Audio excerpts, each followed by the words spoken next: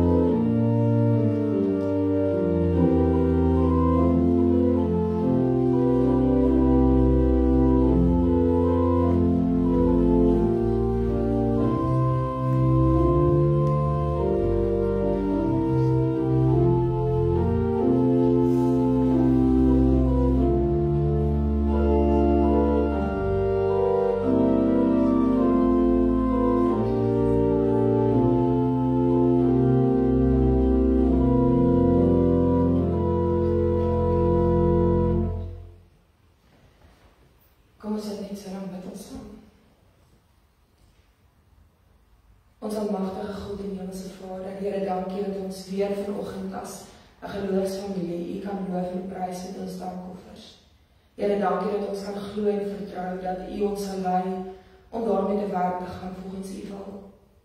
Vader, dankie dat ons kan weet dat ons dankoffers bring uit dankbaarheid vir U oneindige liefde en genade en nie omdat dit of enigiets anders wat ons doen ons verlossing kan bewerkstellig nie, maar net die grootste prys wat U reeds aan die kruis vir ons betaal het.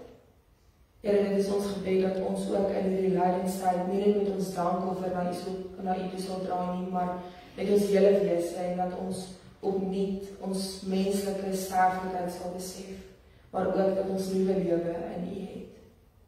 En Here, met hierdie nuwe lewe bring ons nie net ons dankoffer nie, maar ons bring alles wat ons is en het vir die opbouing en uitbreiding van die koninkryk van God reeds hier op aarde. Amen.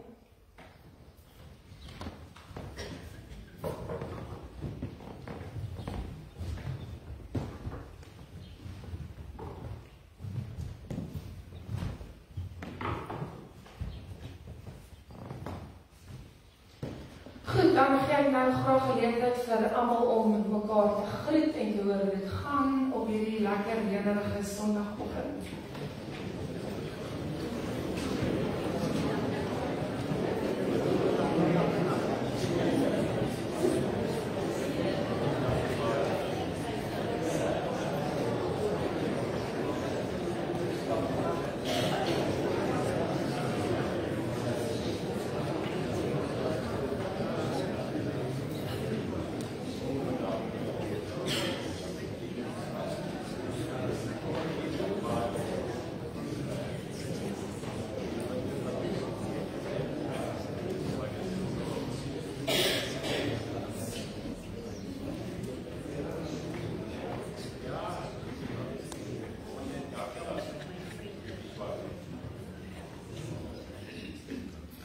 As ons dan gou na die bassein kyk, hierdie week gebeur al die normale goed weer, Dinsdag is alweer 10 erediens by Wilgers, Woensdag is daar weer Bybelstudie hier by die kerk, 10 aksie omgee en 11:15 Louistyd Bybelstudie.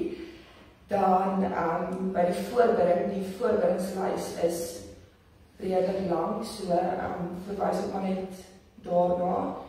En dan het ons innige meegevoel met Brahma Ray, wie sy ma oorlede is, en die roudiens was ook gister gewees. Dan wil ons ook net vir Sean en Renai Koorstin en hulle 2 dogters, Anushka en Nina, verwelkom. Ek hoor hulle hier is vanoggend. Dit lyk nie so nie, so ons sal volgende keer vir hulle 'n paar mooi blou Merspark sakke gee. En dan is vir die fondsinsameling word daar spaghetti bolognese gekoop. So daar is aanlyn bestellings beskikbaar en daar is ook 'n lyste by die deure as julle wil bestel. Dit is R40 per porsie en die bestelling sluit die 1 April. En dan wil ons net vir oom Algaard en tannie Helene geluk sê met hulle 51ste huweliksherdenking wat nou donderdag verby is. Ons hoop dit was vir julle lekker. Ja, was lekker.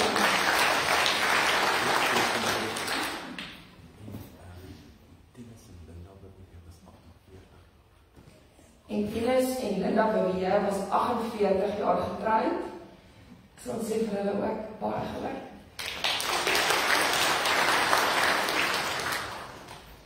Dan gaan ek nou vra dat almal wat hulle kersies moet opsteek voor toe sal kom. So dit is tannie Annemarie Besaidenheid, oom William Mullins, Francis van der Klashorst en oom Doep Roem.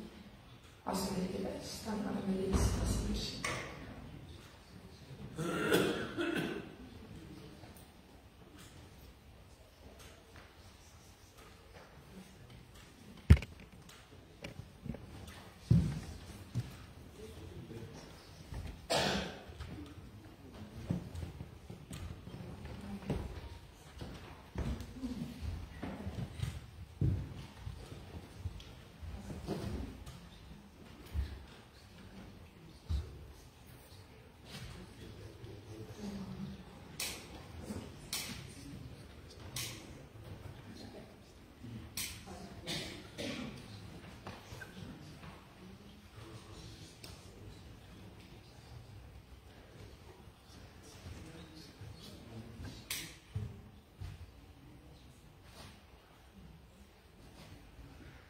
En dan steek ek ook 'n kersie aan vir die wat in hier vandag kan wees.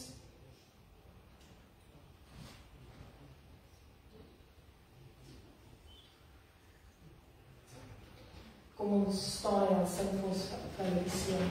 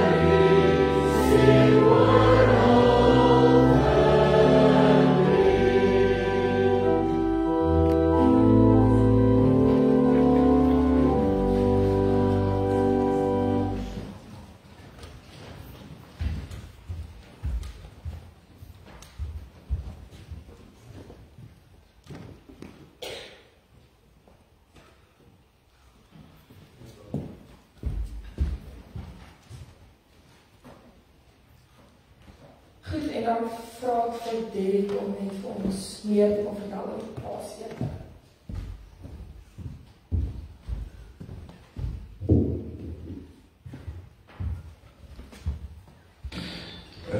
Goeiemôre almal, ook van my kant af. Ek is net nou sê, ek nou net daar te staan, maar ek het nie eens 'n mikrofoon vanoggend, so ek is so gegradeer vanoggend dat ek nou maar hier met die mikrofoon moet praat, maar dis my lekker vir hierdie geleentheid om iets baie moois met u te deel. Voordat ek dit doen, wil ek net noem dat Robert vir die volgende 4 weke nie hier is nie. Hy is in Londen op die oomblik vir 'n kursus, nou nie 'n oral kursus ongelukkig nie, maar 'n ander kursus, nie dat hy 'n oral kursus nodig het, dink ek nie. So, maar as Adrian gaan volgende week nog vir ons speel, en dan 2 weke daarna stel by iemand anders vir die volgende 2 weke. Ek wil graag net ietsie sê oor die Paasete en die hele diens. Jy sien daar 'n skyfie daarvan, die 13de April. Dit is net voor die groot Lydensweek en voor Goeie Vrydag. En ons wil graag, ons gaan 'n Paassangdiens daardie oggend hê. Ons gaan nie weer 'n Paasproduksie hê wat oor 'n paar dae verloop soos verlede jaar en die jare voor dit nie. Ons wil dit net so 'n bietjie anders doen, en daarom het ons gedink aan 'n groot Paassangdiens wat regtig dink ek mooi gaan wees. Robert het vir ons dit saamgestel, en dan sal jy ook op die kalender sien dat daar 'n Paasete daarmee saam is. So dit is eintlik gaan die ete 'n verlengstuk van die erediens wees, en dit gaan dan soos 'n nagmaalsete wees, maar nou nie 'n nagmaalsete met nagmaal gaan eet almal saam in die saal nie. Dit is heeltemal 'n ander tipe. Dit, soos ek sê, dis 'n verlengstuk van die erediens. En ek het so 'n paar weke gelede gesê, agter elke suksesvolle man staan 'n goeie vrou. Kan jy onthou? En nou weer eens moet ek nou sê, ook in 'n suksesvolle gemeente is daar ook 'n goeie vroue bediening. Partykeer is hulle net 'n bietjie laat met hulle voorstelle, maar daar was toen 'n voorstel dat ons die erediens daardie Sondag 10:00 laat begin in plaas van 9:00, sodat die ete dan so half oorloop na die middagete tyd toe. En dit is belangrik dat ons dit asseblief so wyd as moontlik sal versprei. Ek het vir Satie gesê, ek sal sorg dat hy 9:00 by die hek staan en dat mense met hom beklei wat te vroeg vir die diens gaan opdaag. Ek sal eers 10:00 hier wees. Maar so ons wil asseblief hê julle moet so ver as moontlik dit versprei. Ons gaan dit op al die platforms wat ons kan ook noem, dat die erediens dan daardie Sondag 10:00 gaan begin. Ons gaan nie eetekaartjies verkoop nie, omdat dit deel van die erediens is, en ons voel net, ons kan nou nie vir mense geld vra vir dit wat hulle in die erediens kom kry nie. Maar daar gaan kostes wees, want julle gaan skaappastei kry, so onder andere, so u hoor dadelik skaappastei. So ons gaan tog 'n donasie wel daardie dag vra vir die uitgawes, maar jy hoef nie te betaal nie, so as jy nie 'n donasie wil gee nie, dan is jy welkom. En dan wil ons net vra dat u asseblief vir ons net 'n aanduiding sal gee wie die diens gaan bywoon, wie die ete gaan bywoon, sodat ons net daarom min of meer getalle het om voorreg te maak vir die ete. So, almal is baie welkom en ek hoop die kerkgebou gaan daardie Sondag vol wees en ek hoop daar gaan sommer baie mense wees wat kom eet. Maar belangrik net nou onthou asseblief die diens begin 10:00 en ons sal nader aan die tyd dan nog meer inligting gee. Baie dankie.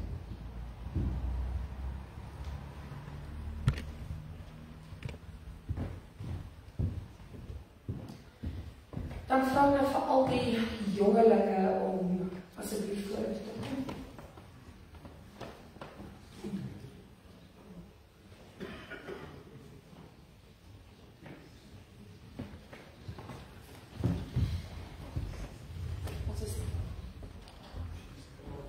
Ons is een gesin sterk vandag. Julle kan net hier so by my sit, sommer op die mat. En dan wil ek vir julle vra, wat het julle het bome en plante nodig om te groei? Water en wat nog? Lig en lug. Sonlig en suurstof. En wat het julle het ons nodig om te groei en om te lewe? Wat is 'n baie belangrike ding? Water. Dis waar. En kos, en om te slaap, en al sulke goedjies net, maar wat het ons nog nodig? Ons het Jesus se liefde en Jesus se genade ook nodig om te groei en om te lewe. Nee. Nou wil ek julle 'n prentjie wys van 'n boom. Hoe lyk hierdie boom vir julle? Ja, sy blare hang, dit is hoe die boom, ek weet nie of julle kan sien, maar dit is 'n dooie boom. Dit gaan nie goed met hierdie boom nie. Sien julle? Hy kort water en hy kort sonlig en hy kort suurstof om te groei en om weer te lewe. En ons was ook soos hierdie boom voordat Jesus ons kom red het en voordat Jesus al sy liefde vir ons gebring het, nee. En hoe lyk hierdie boom vir julle? Groen, dit is 'n baie mooi, gesonde, groen ChatGPT boom. So sien julle hierdie boom kry genoeg sonlig en suurstof en water, ja, en hy het mooi groen gras is wat onder hom groei, dit gaan baie goed met die boom, nee. En dit is ook hoe ons is, as ons Jesus se liefde en Jesus se genade in ons lewe het. En wat dit beteken, wat het julle beteken dit om Jesus in ons lewens te hê? Dis 'n bietjie 'n moeilike vraag, maar wat dink julle? Dit beteken mos om gehoorsaam te wees aan mamma en pappa, en om altyd vriendelik te wees, en om altyd ons maatjies te help, en om altyd te probeer om die regte ding te doen. Nee, dit is wat dit beteken. So ons moet elke dag vir Jesus dankie sê vir al sy liefde en al sy genade wat hy vir ons gee. En dat hy ons soos 'n baie mooi groen boom laat groei en laat lewe, en daai boom kan nooit doodgaan nie. OK. So, kom ons sit net so, ons is nou laat 'n klein sirkeltjie, ons stuur is 'n bietjie gebeur. Kom ons sit net so, kom ons hou handjies vas en dan gaan ons kyk. Maak julle wat iets doen. Liewe Here, baie dankie dat ons kan weet dat U elke dag vir ons sorg en dat U elke dag vir ons soveel liefde en genade gee dat ons dit nooit weer sal kan tel nie. Here, help ons om altyd die regte ding te doen, al is dit nie so maklik nie. Help ons om elke dag net vir U te leef en te weet dat U altyd by ons is en ons is nooit alleen nie. En ons hoef ook nooit bang te wees nie. Dankie vir alles wat U elke dag vir ons doen. Ons is baie lief vir U en ons bid al hierdie dinge net in Jesus se naam. Amen. Nou het ek vir julle 'n verrassingkie en julle kan nou baie verrassingkies kry. Want ek het baie verrassingkies gebring wat ek het gedink. Ja, so moet chocolade. Maar ek moet meer chocolade. Het werk nou mooi uit. Dis nou 2 emmertjies nou. Ons het 'n kies wie kan chocolade uitdeel. Wie verjaar nog hierdie week? Of soos wat ek sê, wie wil hierdie week verjaar? Okay, dat is baie ander jou skielik. Okay, jy kan 'n daai gangkie afgaan en jy kan 'n daai gangkie afgaan en dan moet jy net asseblief aan hom wys. Ek het amper van die sjokolade vergeet. Ek het 'n baie goeie mentor wat hier heel voor sit en my herinner wanneer ek iets vergeet. En hy het vir my gesê ek moet dit sê. Die spleister van agter en vir die huweliksherdenking mense so normaal gaan hulle met asseblief hulle hand opsteek. En die linda hulle daar agter.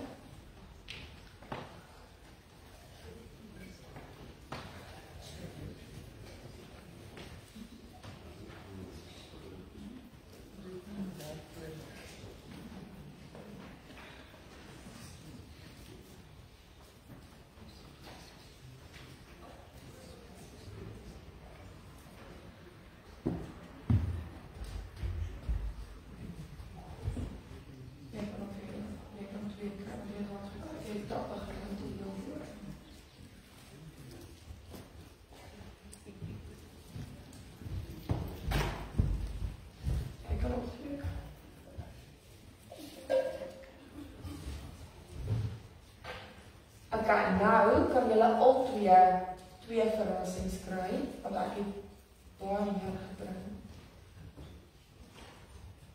So dit is nou julle werk hier en julle verantwoordelikheid om daar's jou 2 om vir hierdie plantjies genoeg water en genoeg sonlig te gee dat hulle mooi groei.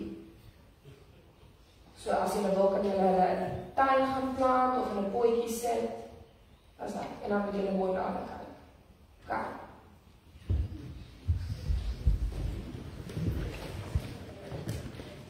En daar is nog vir wie ook al 'n mooi stek wil doen.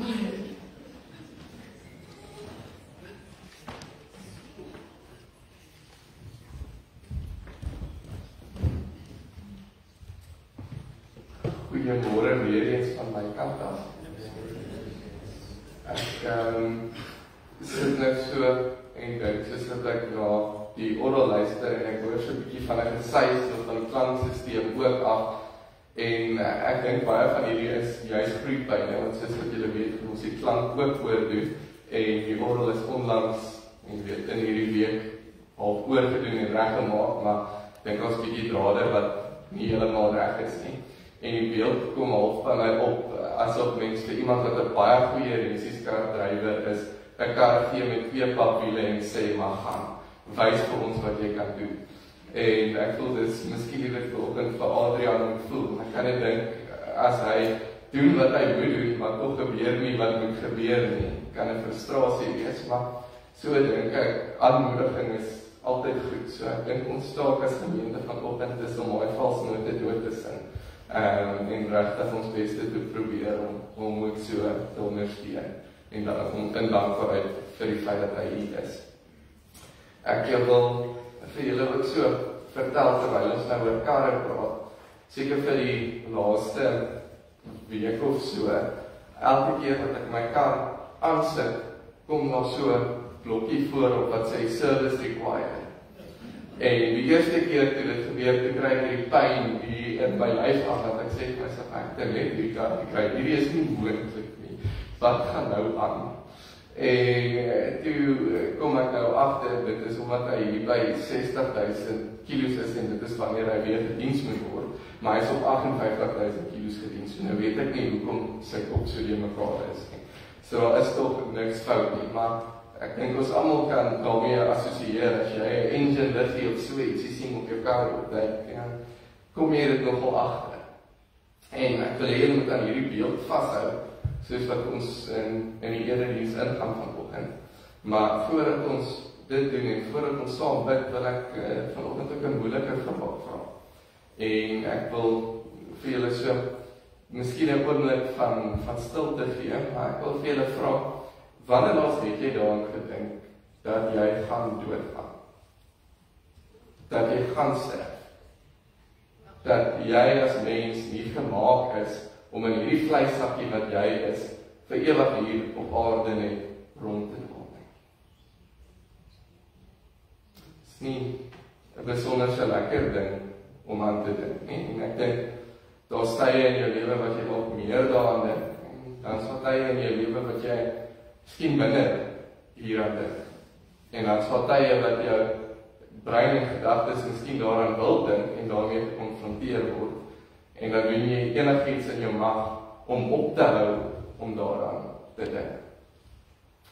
Soos wat julle gehoor het, was dit gisteroggend Brahmarie se ma wat amper 98 was, se begrafnis. En iets opvallend van so 'n begrafnis, as mens daar langs die graf staan, is dat jy nogal gekonfronteer word met jou eie sterflikheid. Vernaamlik ook vir die mense wat die persoon ken. Want as iemand so oud raak, iemand het juist gister gesê, as iemand so lank leef, dan begin nou altyd hierdie illusie vorm van, maar hulle gaan altyd daar wees. Hierdie persoon kan nie sterf. En ek wil ons vanoggend so 'n bietjie los met daardie realiteit en daardie gedagte. En dan wil ek vra dat ons saam sal bid voordat ons vanoggend lees uit Lukas 13 vers 1 tot 9. Here Jesus, ons kom vanoggend as nietige sterflike mense voor U. Here, net so maklik soos 'n boom sal kan sterf wanneer dit nie water kry nie. Here, is ons lewe eintlik ook glad nie ons eie nie. Here, is elke nuwe oggend nie aan ons beloof nie, maar werklik net U genade. Maar so kom ons vanoggend in ons sterflikheid voor U. En ons kom bely dat U onsterflik is. En ons vra, Here, lei ons vandag om U woord te bring. Amen.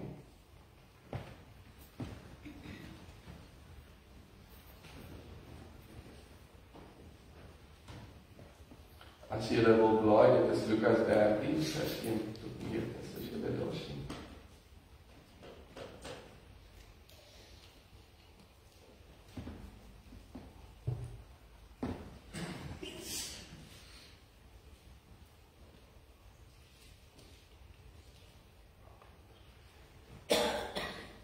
Ek lees van ons.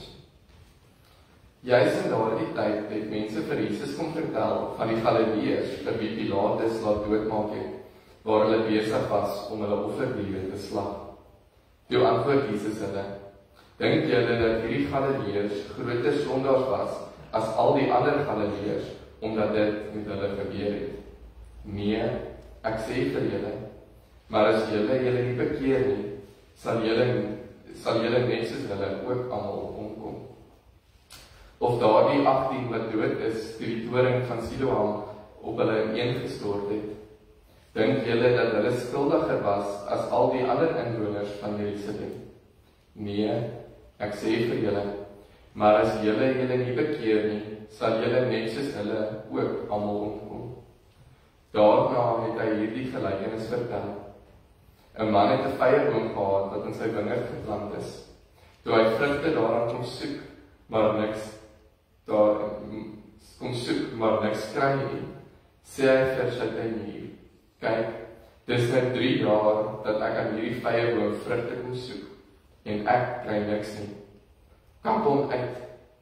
Waarom moet hy langer die grond uitput? Maar die tuinier antwoord: Meneer, laat hom nog hierdie jaar staan.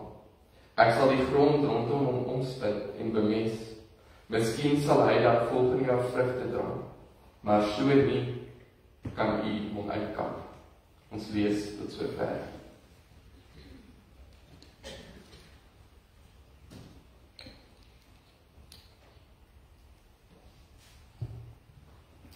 Wanneer hierdie skare mense na Jesus toe kom met hierdie geleentheid, kom hulle waarskynlik met baie van dieselfde vrae wat ons ook so dikwels wil vra. Vrae wat in ons eie gedagtes opkom wanneer ons na die wêreld rondom ons kyk. Vrae oor hoekom moet hierdie verskriklike tragedies met mense gebeur? Hoekom is daar soveel mense wat sterf? Hoekom laat die Here dit toe dat so iets gebeur? Dikwels kyk ons nie net na die wêreld rondom ons nie, maar ons kyk ook na ons eie lewe. En ons vra maar, hoe kan die Here toelaat dat ek so moet swaar kry? Ek is seker of almal van ons wat hier sit, het al tye in ons lewe gehad waar dit net voel asof 'n slegte ding na 'n slegte ding na 'n slegte ding gebeur. En so wil ons dan ook kom en vra, maar hoekom gebeur hierdie dinge? En die waarskynlikheid is dat hierdie skare ook so vraend na Jesus toe gekom het.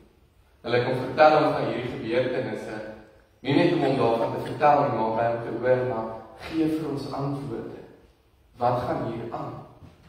En die antwoorde wat hulle vir hulle self het, is tot baie dikwels die antwoorde wat ons ook wil hê. Die antwoorde wat ook in ons hart wil leef, of in ons gedagtes leef. Antwoorde soos, maar slegte goed met jou gebeur, is die Here wat jou straf. Baie keer van ons daai idee bietjie mooier maak en sê, dalk sit nie die Here wat my straf nie, maar dalk sit die Here wat my toets. Dalk is hierdie net sy manier om my geloof te toets. Dalk gaan ons na die ander ekstreem toe en ons sê, maar hierdie is totaal sinneloos.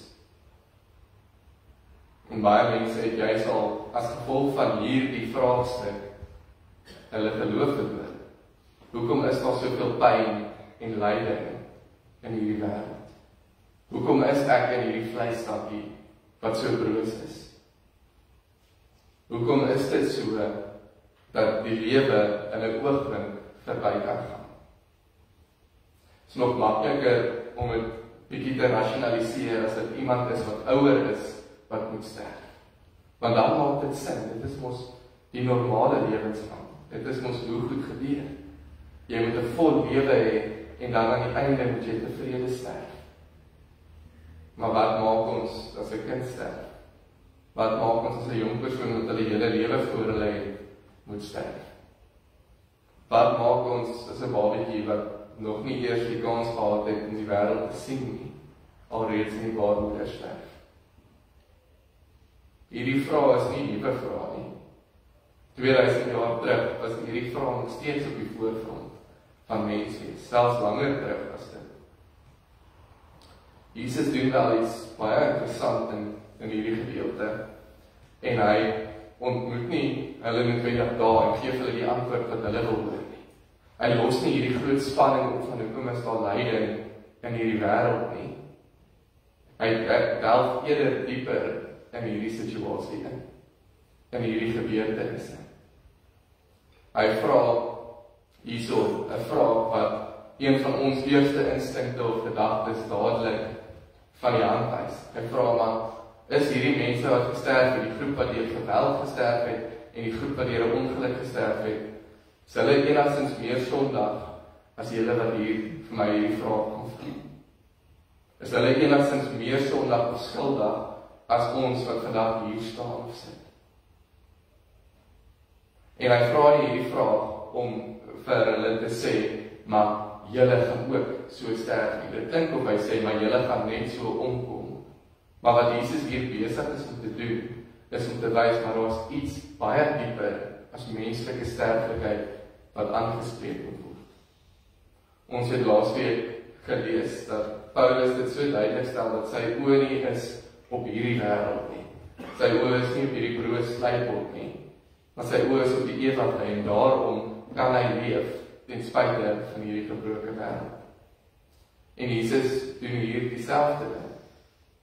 Wanneer hy hierdie skare oproep tot bekering, roep hy hulle nie op om te sê, julle moet nou hierdie en hierdie doen, anders gaan 'n toring op jou omval.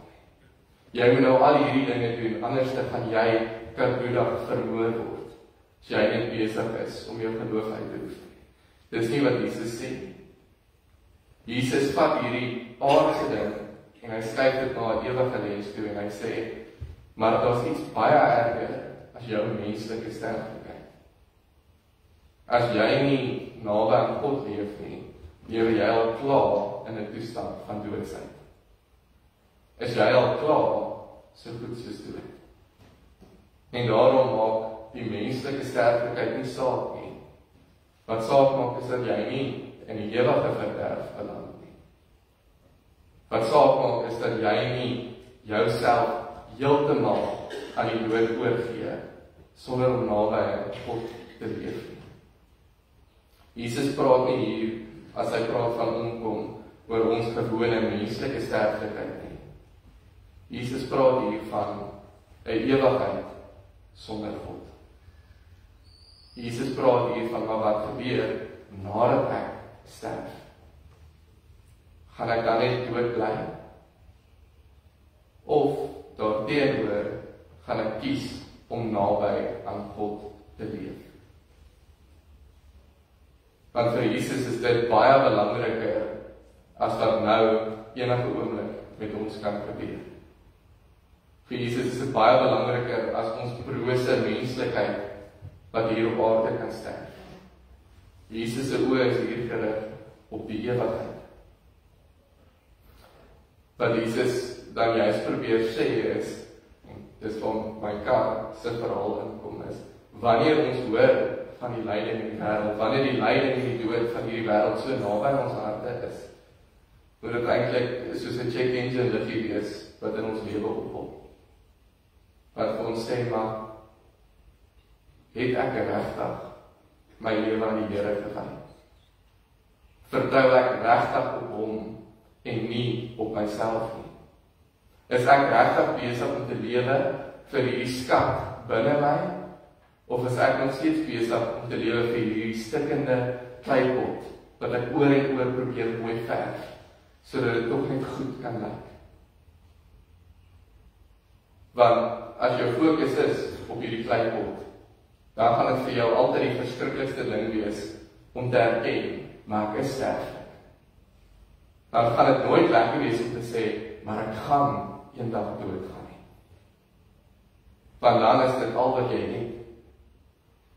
Dan kan jy nie verby jou broos mensheid kyk nie.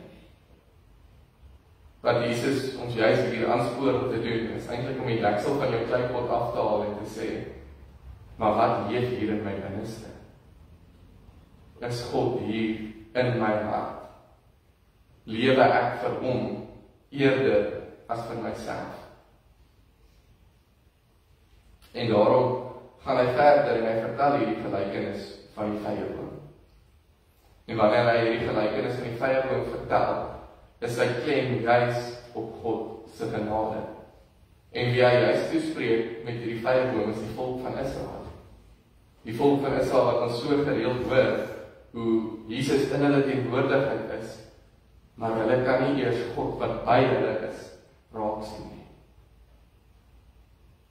Jesus, as ons hom in die beeld van die tuin hier sien, is letterlik 'n besef van God, maar dat die mens nie na hom toe wil kom nie. So, hy kom na die mens toe. En hy gee vir ons al hierdie wonderlike dinge wat ons nodig het om te oorleef. Dis net jou water en jou koolstofdioksied, nie suurstof nie. As jy nou 'n plant is. Hy kom gee vir jou al hierdie dinge wat nodig is om te leef, om vrug te dra.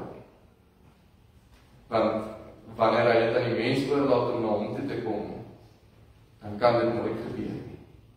Want ons as mens kan net in hierdie kleipotte vaskyk. En in hierdie menslikheid soek ons na elke uitweg om net nie te moet sterf. Soek ons na elke uitweg om net nie eens aan die dood te moet dink. Ons soek net na 'n lekker en 'n mooi en 'n goeie lewe. 'n Mooi versierde kleipot wat so goed lyk.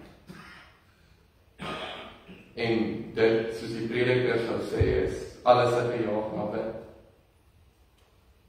Jy kan dan dalk 'n boom wees met die mooiste van blare, maar jy gaan nooit vrug dra as jy op jouself staat maak nie.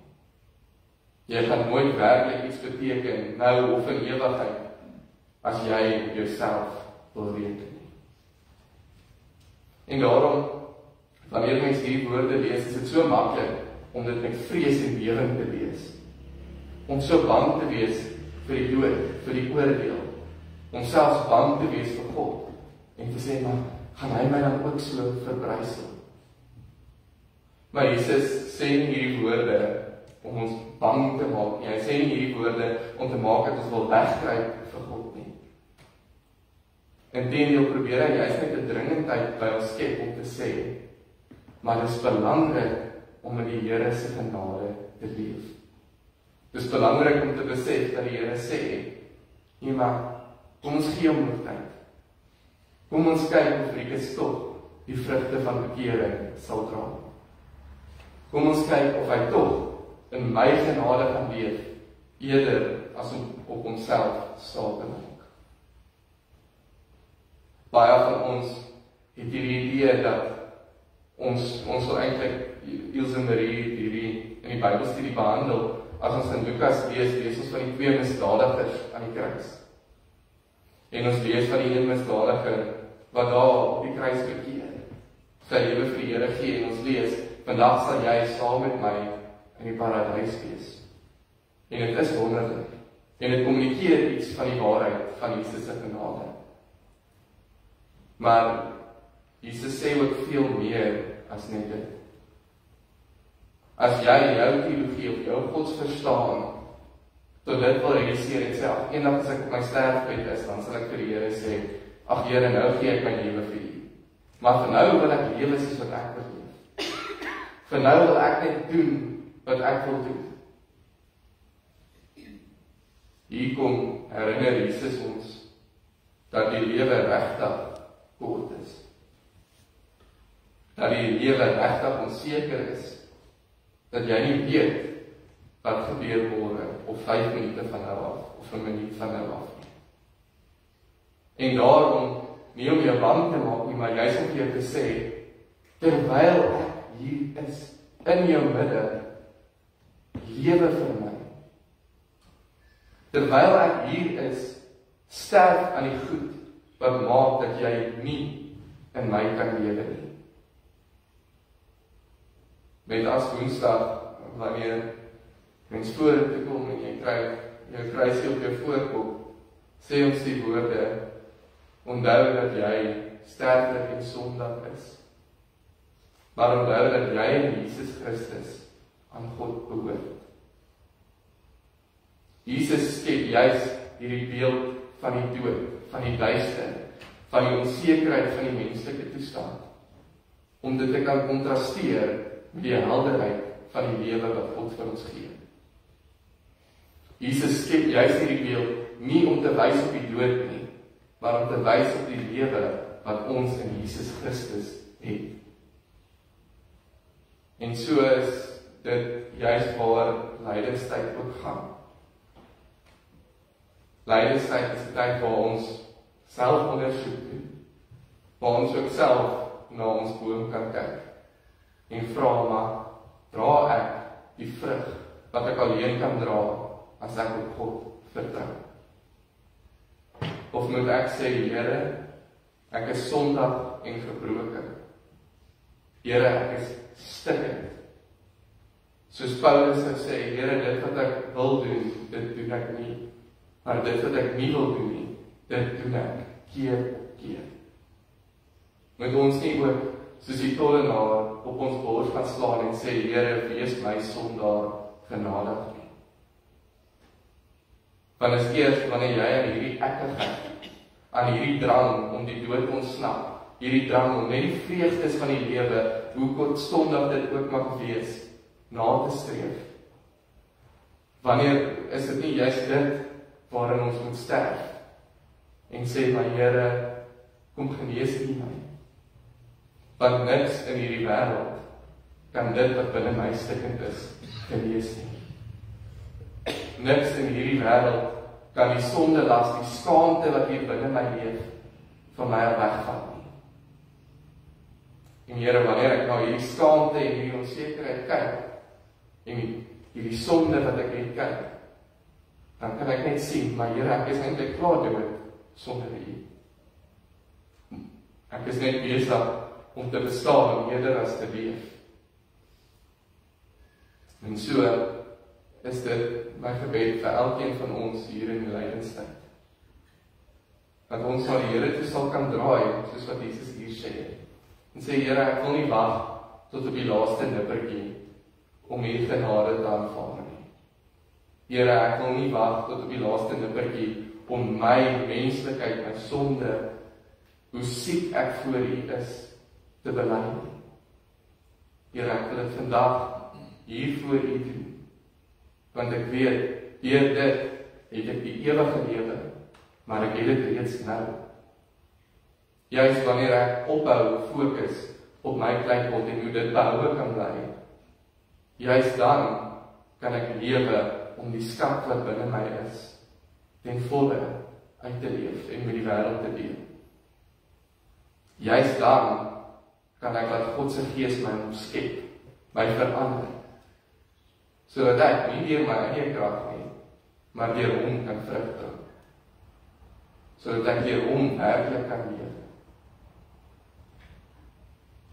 Wil graag 'n geleentheid vanoggend gee om stil te raak voor God. En om regtig vanoggend te bely wat in jou hart leef.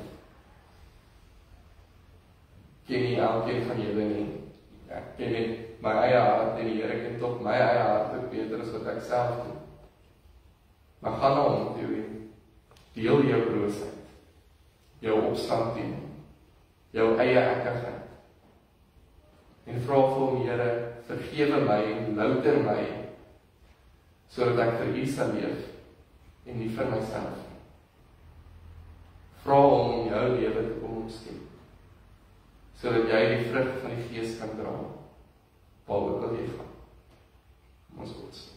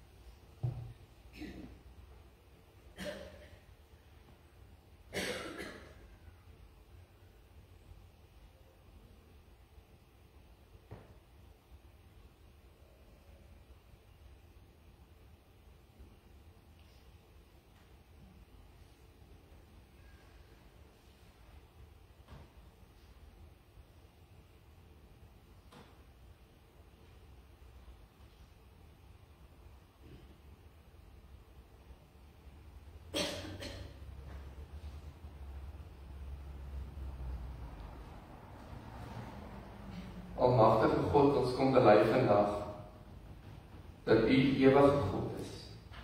Here, dat ons soos gras is wat een oomblik daar is en die volgende dag het ons verdor. Here, in hierdie gebroke toestand van menswees. Here, in ons sondige natuur kom ons na U toe en ons bely iets is nie reg nie. En Here, ons probeer om deur ons eie mag, Here, die lewe te kry en die dood te vermy. Hoe meer is dit asof ons teen 'n verskriklike spoed op die dood afstorm. Maar Here, ons weet, U is die God van lewe. U is die ewige lewe. Ons weet en ons bely in Jesus Christus dat die dood alle mag verloor het. En so vra ons U, Here, vergewe ons vir ons selfsugtigheid. Vergewe ons vir ons beheptheid om beheer te hê oor elke situasie, selfs oor ons eie dood. Vergewe ons dat ons self ons eie saligheid probeer bekom.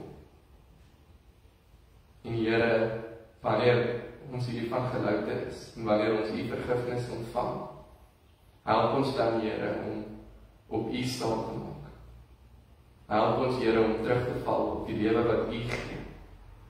Help ons, Here, om te sterf van al die dinge wat maak dat ons nie op U bereken nie. Help ons om te sterf van al die dinge wat nie U wil is nie. En Here, help ons om deur U krag en U mag werklik vrug te dra. En die sekerheid dat ons nooit sal sterf nie, al sterf ons ook. En die sekerheid dat ons sal lewe tot in ewigheid, maar in U genade ook nou werklik kan leef. Ons dank U daarvoor dat U ons groot God is en dat U vir ons lief is. Help ons, Here, om U koninkryk bo alles te soek. Amen.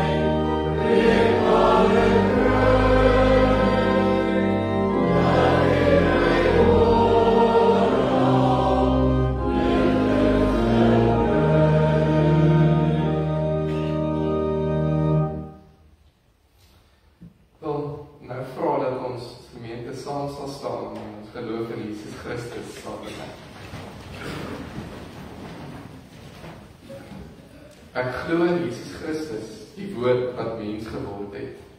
Ons het sy heerlikheid gesien, vol genade en waarheid. Hy is die lam van God, wat die sonde van die wêreld wegneem. Hy is die seun van God. Hy is die brood wat lewe gee. Wie hom ons sal nooit weer onderlei nie, en wie hom glo sal nooit weer dors kry nie. Hy is die lig vir die wêreld. Wie hom volg sal nooit in die duisternis lewe nie, maar sal die lig hê wat lewe gee. Hy is die goeie herder. Hy lê sy lewe af vir sy volgelinge. Hy ken sy volgelinge en hulle ken hom. Hy is die opstanding en die lewe. Wie hom glo sal lewe, al sterf hy ook. Hy is die weg, die waarheid en die lewe. Niemand kom na die Vader toe behalwe deur hom nie. Hy is die ware wingerdstok. As ons in hom bly, hy ons sal ons baie vrugte dra. Want sonder hom is niks verkies. Amen. Julle sit lekker.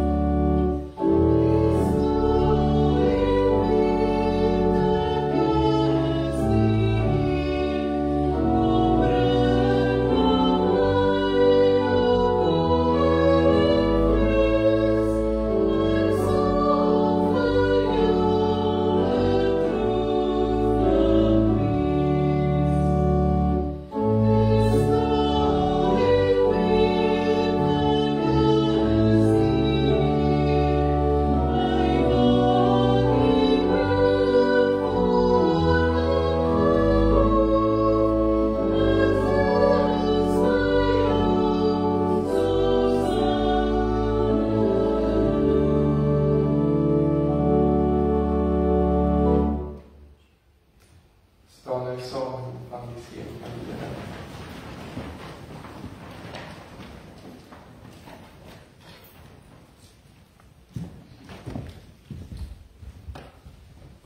Mag die Here jou seën met ongemak oor maklike antwoorde, halwe waarhede en oppervlakkige verhoudings, sodat jy in die diepte van jou hart kan leef. Mag die Here jou seën met woede oor onreg, onderdrukking en die uitbuiting van mense, sodat jy kan werk vir geregtigheid, vryheid en vrede. Mag die Here jou seën met trane om te stort vir mense wat pyn, verwerping, honger en oorlog ervaar, sodat jy 'n hand kan uitreik en hulle pyn in blydskap kan verander. En mag die Here jou seën met genoeg dwaasheid om te glo dat mag die Here seën met genoeg dwaasheid om te glo dat jy 'n verskil kan maak in hierdie wêreld, sodat jy dinge sal kan doen wat ander dink onmoontlik sal wees. Amen.